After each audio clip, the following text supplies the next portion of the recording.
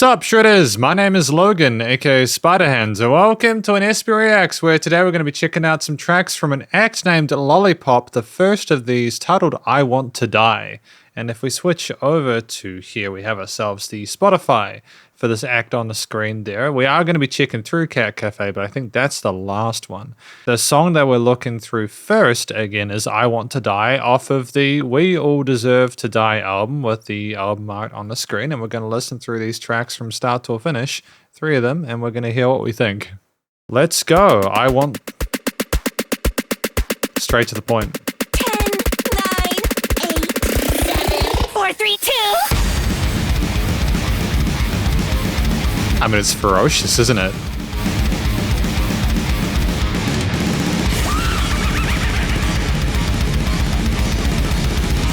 Phenomenal blast beats.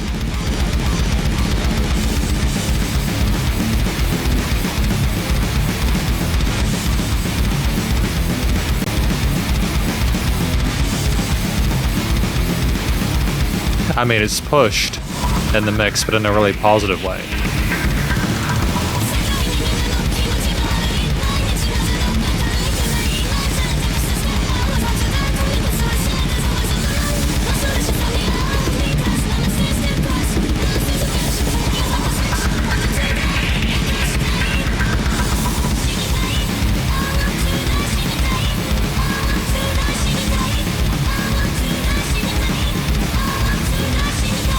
I mean, it's incredible.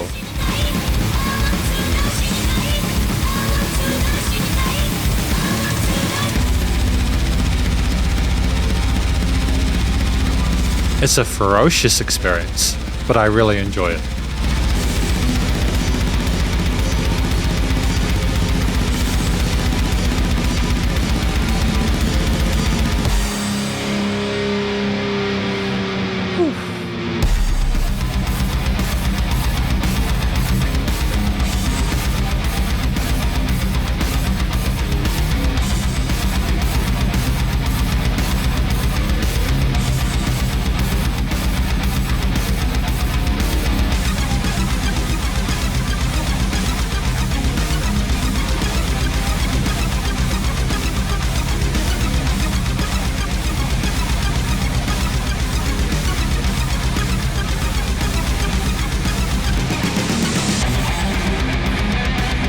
I mean, it's just a really...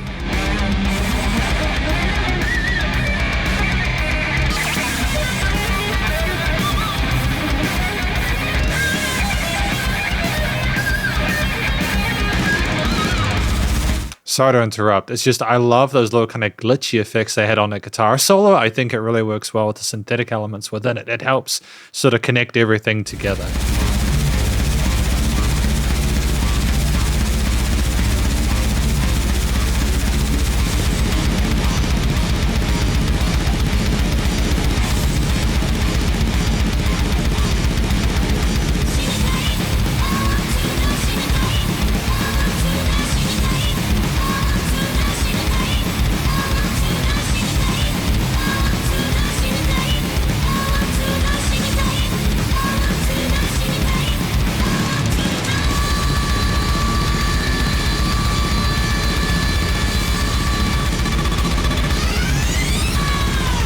Phenomenal. Almost like an alarm sound, isn't it?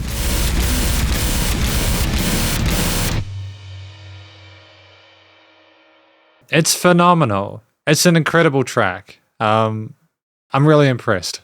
So this first track, I Want to Die, scored an 8.2 out of 10. So I'm actually going to be scoring each of these 3 tracks we're listening through today based on the criteria on the screen.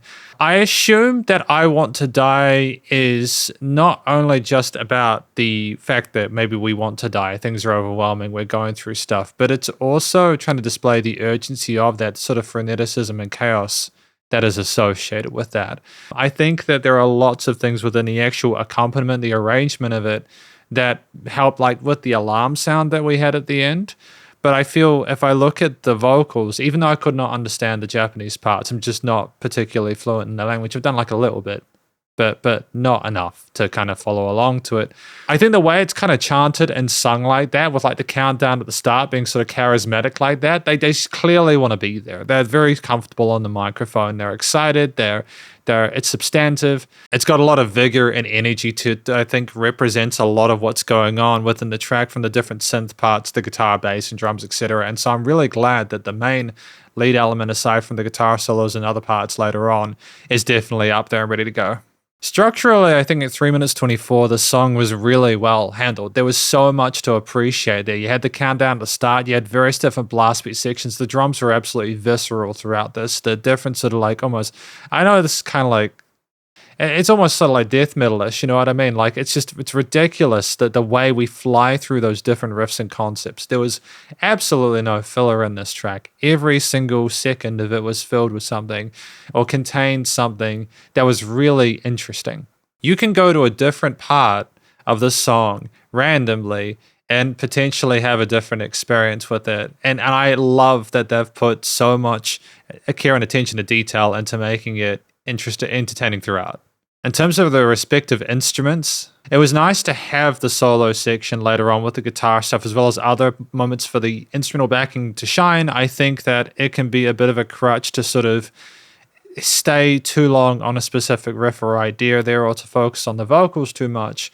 It's also that there was almost it was almost like a more intense experience because of things like the pushing of various parts, the way the vocals just go, you know, like, and just like the just the really cool choices that were made, not just production wise, but also compositionally, and the way different melodies and harmonies work together. But if I talk about a few of the different individual instruments, the drums were ridiculous. The speed of the snare and kick patterns, the blast beats, the work going between these different, it was like the galloping. It's just an incredible array of expertise here, and I really just want to sort of say shout out to the percussionists. They did a phenomenal job. The guitar parts as well were incredibly tight. It's not just that we had interesting tones on like some of those rhythm and lead guitar parts. They were more sort of traditional, but then also there was a sense of kind of grittiness and kind of griminess to the lead tone that I kind of felt kind of merged into the ether of the song in a way that was pleasant, even with like the shred and stuff going on like that. It was compelling because of how technically proficient it was. Like the fact that all of these instruments kind of stuck together and sort of really kind of elevated each other through their teamwork. But there's also the synth work in certain parts, such as around the 2-minute mark there, where it's really kind of manic and kind of over the top and really almost kind of like sends you into kind of like a craze, because just how it kind of bounces around. It does, I think, mirror what's going on potentially with the lyrics. But it just has so much presence in the mix. That could also technically, of course, be a sort of an alternate lead there. And as a solo section, I just think the fact we're getting spoiled with these is phenomenal. The bass and the low end, whether it's sub drops or like an actual bass tone there, whatever that is, was just really sort of like wonderful. It was nice and thick and full. The frequency spectrum within this track from an actual composition perspective as well was tight. An arrangement perspective, should I say. And it just, when you combine these elements plus all the other various little intricacies, and it's just, thematically, I think my comments in regards to the sort of minor leanings there, some of those tritonal or Phrygian modal flat second stuff, and some of the riffs there, the power chordal kind of inference and focus from those distorted guitars there, the way we kind of play with different natural melodic harmonic minors, etc., and we effortlessly navigated the different scales and keys respective. But it is a song where it's incredibly aggressive and intense, and it does sort of overwhelm you. I think that sort of texturally having those electronic elements there sort of makes it a bit more kind of sleek and smooths it out a bit, but not to a point where it is clean. And yeah, you definitely get the feeling from the chord choices, the decisions made with the different elements and different sort of like transitions and patterns there that are like alarm sound at the end, that wah, wah, wah, kind of really inferring that sort of the tension is just going up throughout the piece there. And it just, you build up to that climax and then boom, it just goes out there. And you're just left to kind of ponder the last 3 minutes. Incredibly compelling composition there. Production-wise, superb. It was not the cleanest mix, but that was definitely not the focus of this. It was pushed. It was loud. It was in your face. That was by design. You could still hear the different vocals, synth, guitar, bass, and drum parts and everything else. There was dynamic range as per the end where things kind of just faded out with their respective tails. It's just it's a deliberate sort of like creative decision rather than anything else. And I think that just shows that they not only know the fundamentals of studio production and all that, but they know how to make something truly special.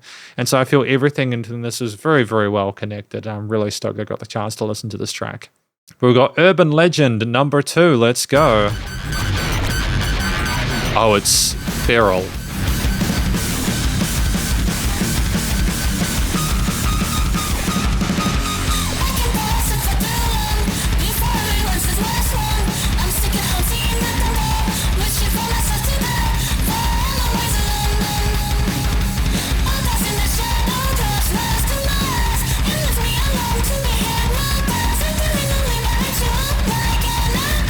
Oh, the triplets, the galloping.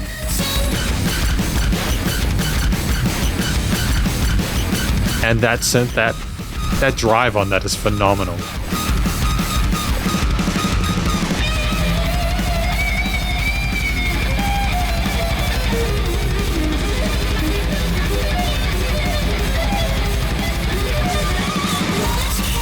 Just sorry, I'll go back a little bit so we can listen to the next verse, but just that, the way we go into these major sweet picking parts there is just so kind of chaotic, and it's like, it just shows again the sort of like the crazy kind of situation that we're in, maybe sort of like from like a lyrical perspective, just struggling with this, like it's so spontaneous.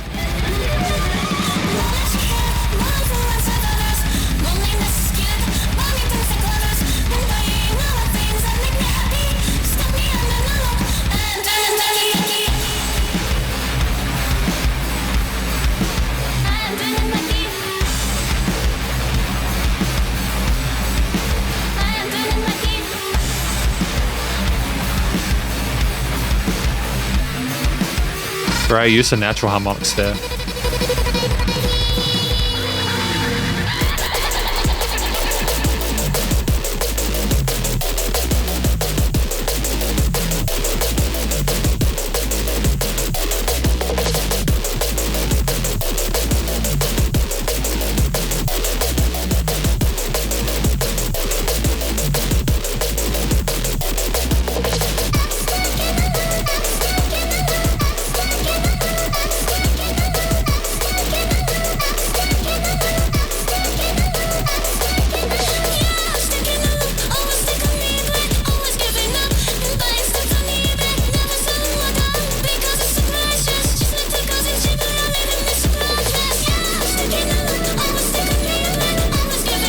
Oh, these thoughts are going over each other like this.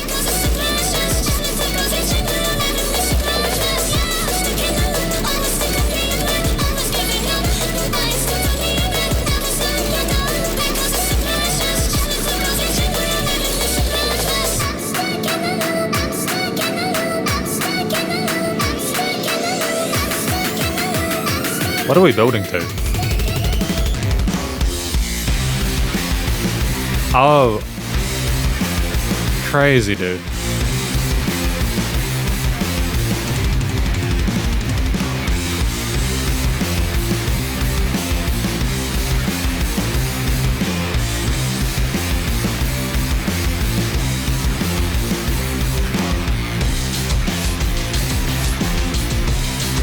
Great development there with the percussion there on the low end.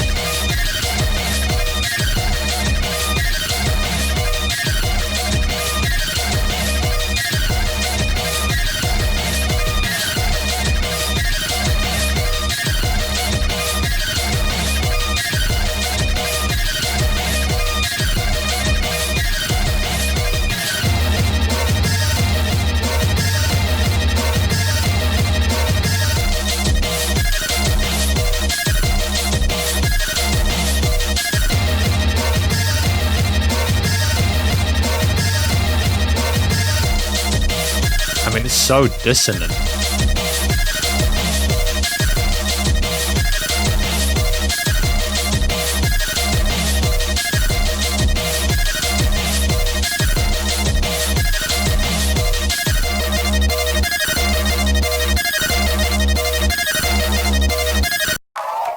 I mean, it's just wonderful. Like, just the way that it goes from the beginning to that end part where it's just kind of this sort of like sampled electric kind of drum machine, almost sort of like, it just, you never really know where you're going to go next with this, do you? So in terms of track number 2, Urban Legend, this got an 8.3 out of 10. Now, these are high scores from me. Urban Legend, I'm not entirely sure what the track is about. There were some parts in English. We talked about being stuck in a room, buying stuff on eBay, if I'm not mistaken. Is it basically the case where we are having these different thoughts in our head and we're looking at, we're stuck in our room, we can't escape, etc. And then the other voices maybe trying to sort of combat that, talking about the stuff we do in order to cope with that. And then we're kind of going back to stuck in my room as sort of a, no, I'm just focusing on like I'm stuck in my room, I can't escape from this. No matter what else we think about, we are focused on this idea. I'm not necessarily sure about how that relates to an urban legend. Maybe it's talking about like the actual sort of stereotype of people who are maybe stuck in their room or something like that and who struggle to go out, like maybe that is what we're kind of talking about. Maybe it's the urban legend of being able to sort of like get out of that situation. I'm not sure, but either way, it is. I want another listen through it to really gather the intricacies of it. But I think that the way that we approached the vocals in this one, especially for the dual sides there, was effective. It was interesting, I suppose, to have those sort of things combating each other for dominance within the track. The panning of them was smart. Similar comments in regards to the way we sang from the previous one. The vocals are fragrant. I like the tone of them. The technique is good. And the kind of them sort of going over each other, maybe being a bit dissonant occasionally, but still trying to deliberately sort of remain in a similar sort of key signature as opposed to being sort of like chromatic and completely kind of whack. I just feel that would have been a little bit too progressive for this. I feel like you had enough tension already and everything else without needing to sort of copy that over to the vocal, sort of like the different counter vocal melodies. I think it's also worth like discussing the actual vocals before that harmonized part, because I'm listening through it to sort of double check certain bits, because it's such incredibly sort of complicated music in the sense that like there's a lot going on, but also there's all these different chapters, little mini segments within it that you kind of need to absorb, and you don't get that on a first listen basis. There's an intense and impressive amount of replay value from the songs within this album. But it's just the way that we have these sort of glitchy, kind of like our thoughts in our head are kind of screwing us over a little bit, and we're sort of displaying that within the way we communicate there, that kind of that fragmentation there, that distortion maybe matches the disillusionment of what we want and just not being able to cope with our situation, maybe continuing to want to die and elaborating more on the fact that we're stuck in our room, unable to sort of be able to get past it. It's incredibly heavy stuff, but I feel like, at least texturally and production-wise, it makes sense. Like the stuff we're doing to the actual sound of it makes sense. So I think there's a lot with the vocals that I can appreciate, but then we come along to literally everything else. And literally everything else is a 4.5 minute track where we almost go the complete opposite to a lot of songs I listen to, where we have a couple of ideas and that's our theme, and we push it further and further until we kind of drain the blood out of a stone. And with this one, we don't sit on a concept for too long there. We effortlessly slide between them. It's a ferocious, feisty track, just like I Want to Die.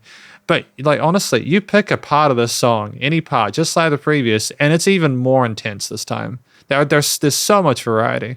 So I think this is effectively through composed, this one. I would say potentially I Want to Die is as well, but this is through composed music. So what we want to understand before we go further is that if you're trying to get into Lollipop's music, this is going to be a journey on every track. It's going to be an adventure, and I think that as long as you're comfortable with the sound of what you've heard so far, you'll probably enjoy the rest of the album if it's the same quality as this.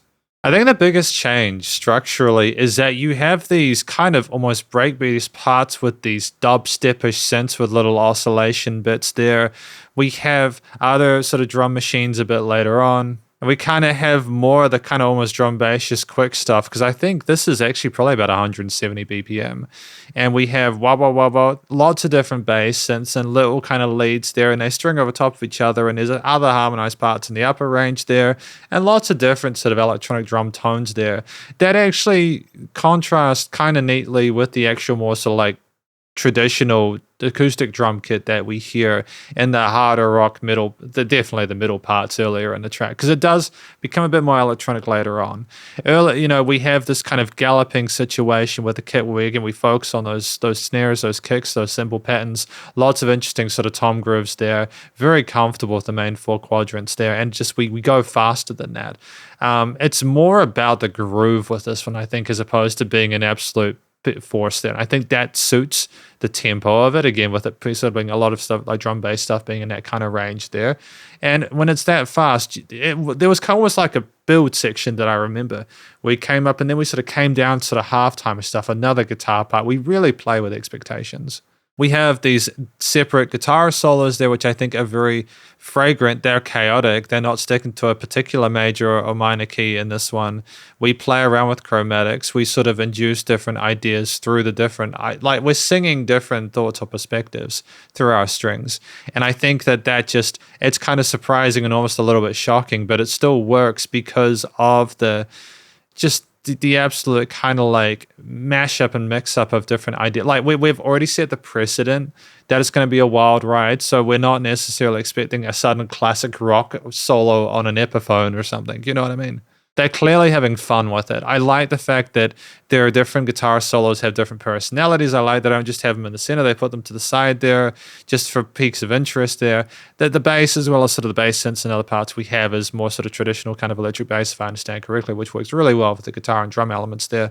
The rhythm parts, working with lots of power chords and string skipped bits there. Lots of lead kind of like sort of sweep picking and bendy bits and arpeggios and like some chromatic parts as well, which were kind of dope. Just lots of really cool ideas on this guitar parts, and just ultimately instrumentally fantastic.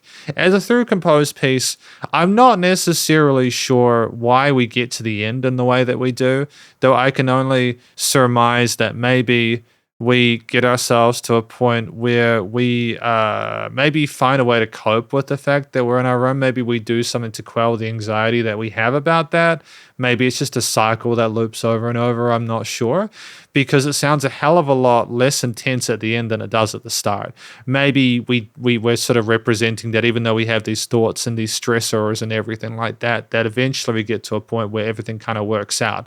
I think that that's an interesting concept. And I feel like thematically, it's just too complicated to associate it with a specific sound. But I firmly believe there that maybe due to the different types of music we have here, we're sort of splitting from the predominantly middle stuff we had earlier in I Want to Die, and we're maybe kind of like opening ourselves up to other perspectives. I'm not sure. It's a really interesting track. Production-wise, incredible. Continues to be on point.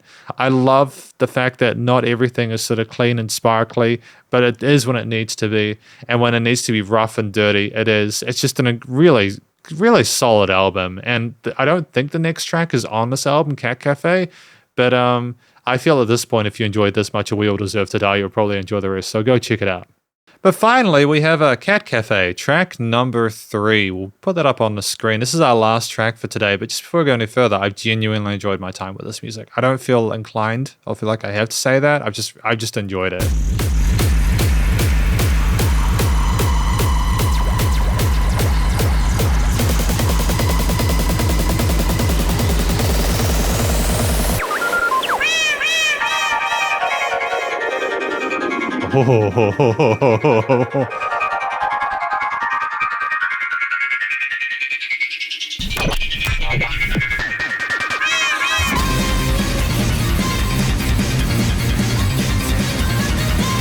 I was expecting more low end there, but that's cool.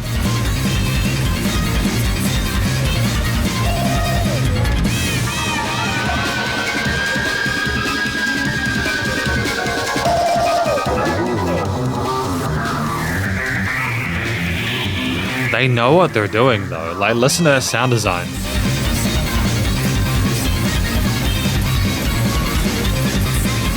Are they actually, hang on, are they using a bass guitar? Is it just a really clean sound? I'm just assuming they're using a bass guitar because I do hear the bass resonance, but for all I know, that could be a bass synth. I'm tripping, man. I'm enjoying it, but I'm tripping.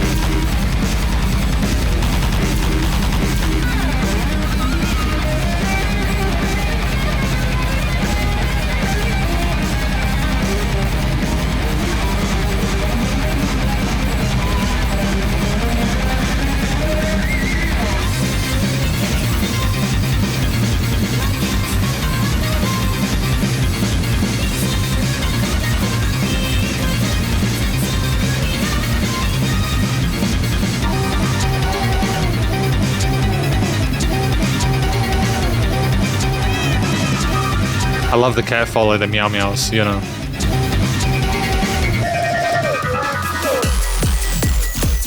Oh.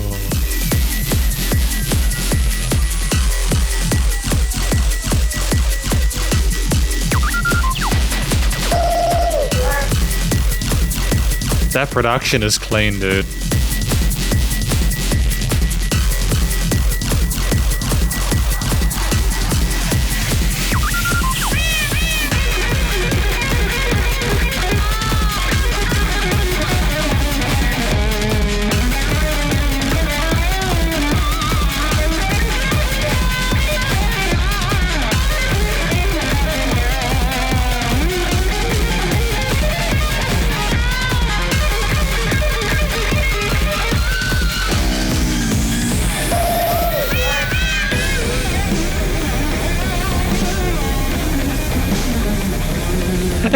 Sorry to interrupt. It's kind of like an anti-solo. And what I mean with that, in a respectful way, I'm not trying to be kind of rude about it, is that it's like there are decisions that, for example, like the average guitar player would go, okay, we have these chords and we are in this key signature and this scale.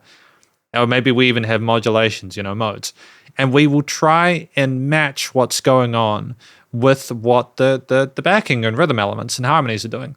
And in this track, what we're doing is ignoring what's there. And I kind of adore that because I think that that's a different thing to do. It's almost like Slayerish if it was like kind of neo-funk or something like that. I love it. There's so much to appreciate, and I'll talk about it at the end of this sort of listen through, but just, it's kind of dope. I kind of like that we're trying not to be too sort of like prim and proper about it.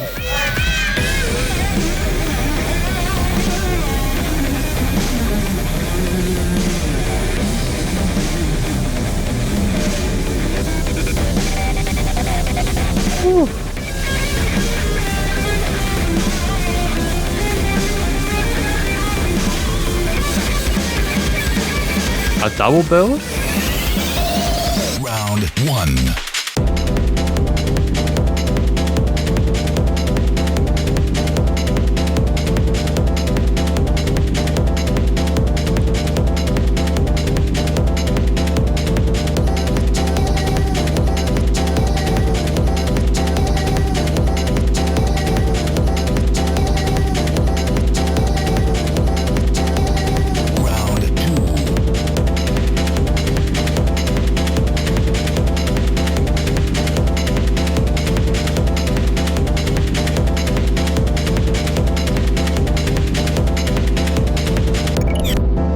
Yeah, good job.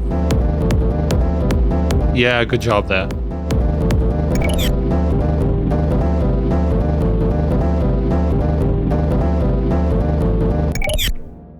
Dude, that's sensational. I wish these guys got more love. Like this is some of the best, most interesting music I've heard in quite a while. I was thinking at the end there, just before I get into it, I was thinking, are we not going to adjust the round two part? So the changes is because I was just kind of expecting instant gratification because of all the kind of wild stuff that we've listened through thus far, and the precedent's been sent there. But on that outro, that lowering of the bell curve, though, we take it down, and I dig that. I think that's a smart decision there, where we're keeping it a bit more chill. Let's hang on. We'll talk about it more in a minute. Okay, so this song for me got an 8.1 out of 10. Now, I'm not sure if there were English parts in this one. I'm pretty sure a lot of it, after listening through it again, is in Japanese, and that's totally fine. I think these guys are from Tokyo, if I'm not mistaken. Yeah, digital hardcore from Tokyo, so that's totally cool. So, it's totally fine if it's not. I like the fact that the title is in English, because then I kind of know what the track's about, and I feel like if we're just going to go with that, maybe this is just a really incredible time at a cat cafe. Now, I mean, this song got an 8.1 out of 10, which is, again, a really solid score. It's rare for me to give 8s. I think that there's just a lot to appreciate within these. Vocally, I think it may seem odd because it's not like it's a super virtuosic operatic kind of like sort of like vocal experience, but they're singing in a way where it leaves a lot of room for everything else. It's got a nice sense of clarity and precision to it. I think the way we sing is actually their pocketing, and it suits the tone and style of it. So I feel it's very strong.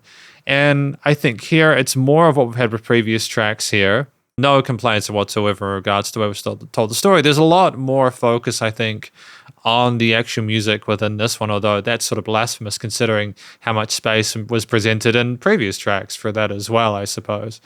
I like the use of Foley at the end with the round 1 and round 2. I thought the actual clarity of that was fantastic. And it was just nice and fun to sort of split it around. Like, whether there's more than one round at the Cat Cafe, you know, it's cool stuff, man.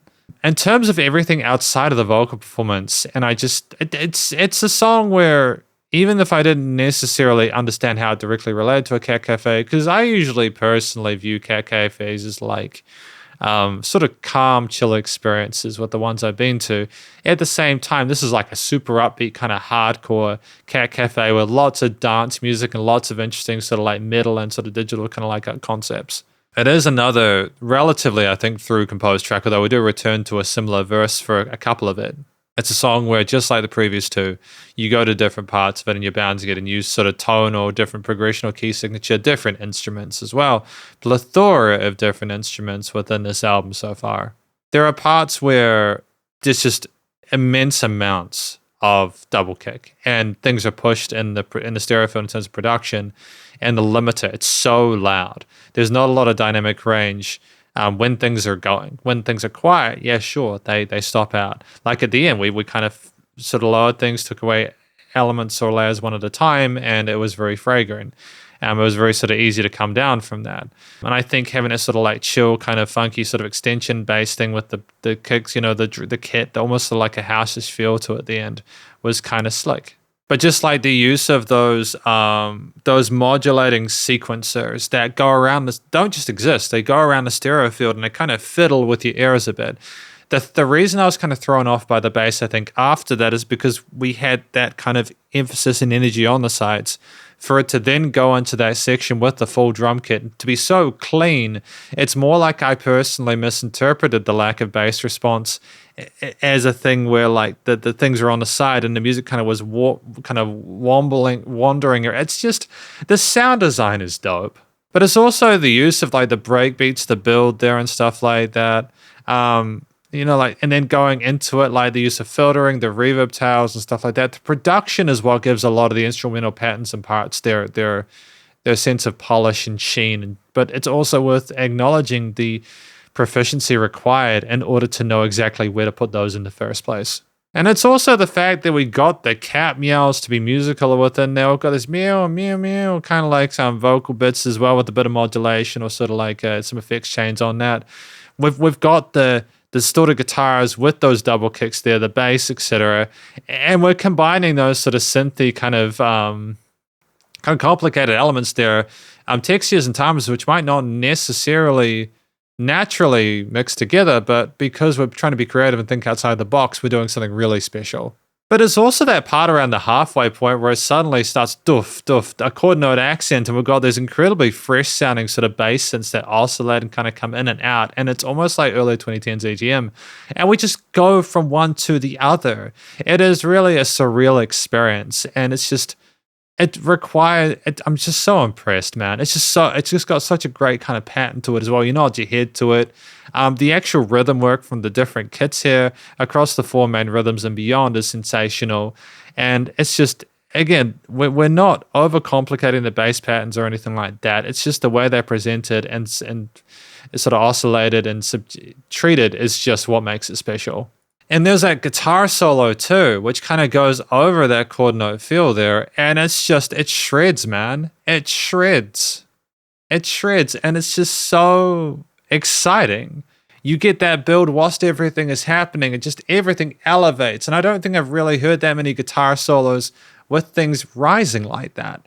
It's just fun. And then at the end, you get all this excitement and it kind of builds into this part where you get that kind of doom, doom, doom, doom. It's almost sort of like a trancey element there going out with the Cat Cafe. It's very fashionable and sophisticated. Very chic. And Oh, honestly, I could sit here talking all day about this. This is already an extremely long review because I've had a lot to say about these tracks, but just when you combine the different elements, the different ideas, the bass lines, the rhythm guitar parts, the different sort of guitar solos and melodies and comments on those, the various different synth leads, basses, pads, the key elements with the extensions on those, providing a sense of emotional complexity to it, almost not necessarily thematically in terms of like the musical theme, matching what's going on. You're just sort of left to imagine what it could be about unless you are familiar with the language. So ultimately, again, it's a mystery to me necessarily the experience that personally having with it. But if this is what it's like to go to a cat cafe and be this passionate and kind of vibrant about it, it makes me excited to go to whatever cat cafe they go to. I think in terms of the studio production, like the panning of the instruments going around the sides of the stereo field, filling things up in that high mids and lows there, the actual niching of stuff and the way things are treated there as well. The leveling of the instruments, the clarity of the vocals, even whether or not they're filtered or featured, and the way that we incorporate those middle, like more analog tones with the distorted guitars, bass, and drums with the more synthetic kind of electronic music ones. It's just insane. There's dynamic range through the way things go out at the end, even though it's pushed for a lot of it. It's a very, very loud track, and there's a little bit of a kind of a buzz and kind of like a sound to it, but it's done in a way where it sounds good. And that's a very difficult thing to pull off with digital distortion. It can sound like garbage if you do it the wrong way, but these guys have done tremendously. And so, effectively, welcome to the conclusion of my review of these tracks from an act named Lollipop, titled I Want to Die, Urban Legend, and Cat Cafe. These tracks overall scored 8.2 out of 10. Incredible music. I really feel better after listening through this. I have spoken about each of these tracks in length and in depth per sort of mini conclusion after them, but my overall thoughts on these are as follows. I think, first of all, the vocals throughout these three songs have been appropriate with solid vocal technique. The melodies and concepts there, the way we communicate, even from the start of I Want to Die with the countdown just being so charismatic and enrapturing. It's just, you just want to be there. You're excited. They really want to make this a special experience. And I think that even though I couldn't understand all the words clearly, and even though to me there's kind of like an interesting juxtaposition between the excitement and fervor of the music with the fact that they talk about not wanting to sort of be around anymore, being stuck in their room, etc., you can also kind of piece together from the instrumental and backing parts why that happens. It's just a wild journey you go on with these songs. And I mean, structurally, they're predominantly through composed. And I think that's the smart idea here. I think that you could have done these in a more traditional format, but I don't think it would have been nearly as exciting. Do I think that everything needs to be through composed? No. It's just these guys are capable of doing it. They're capable of doing it in a way which is fantastic. And I feel like if they can do it this well, there's no reason why they shouldn't do more like it.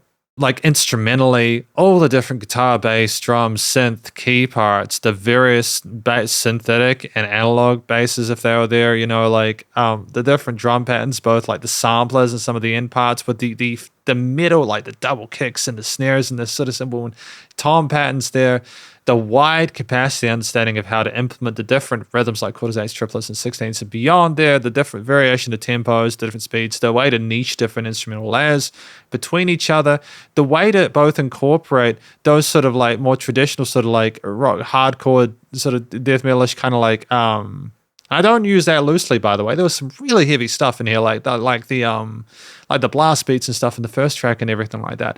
How to sort of like go between those and then sort of like break beats or drum bass elements or sort of dubstep parts or sort of more sort of house elements there, just to be able to get them to work together, both together and separately, having guitar solos, which are incredibly wonderful. Like they didn't stick to a scale or mode a lot of the time.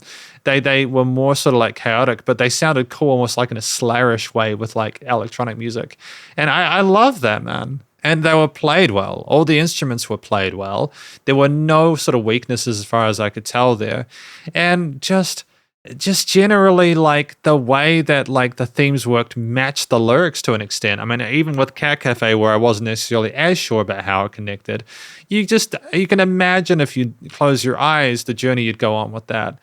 And just in terms of studio production, it's just incredibly, I feel like the album is like a slightly more polished than Cat Cafe, but I don't mind that. You know, Cat Cafe came out before We All Deserve to Die, the album that had I Want to Die and Urban Legend. So it's okay if it's slightly more polished. You'd expect an album would be. But Cat Cafe is still incredibly good. And I Want to Die, should I say, We All Deserve to Die, is fantastic. And so, like, I've got a lot of praise for this. I really genuinely enjoyed my time with this album. This commercial grade production. There's just so much to talk about that this is why this is such a long video. But most, if not all of it, is praise.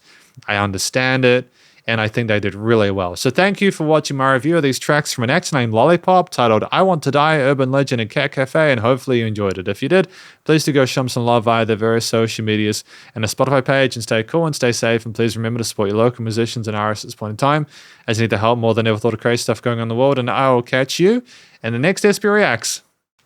Spiderhands out.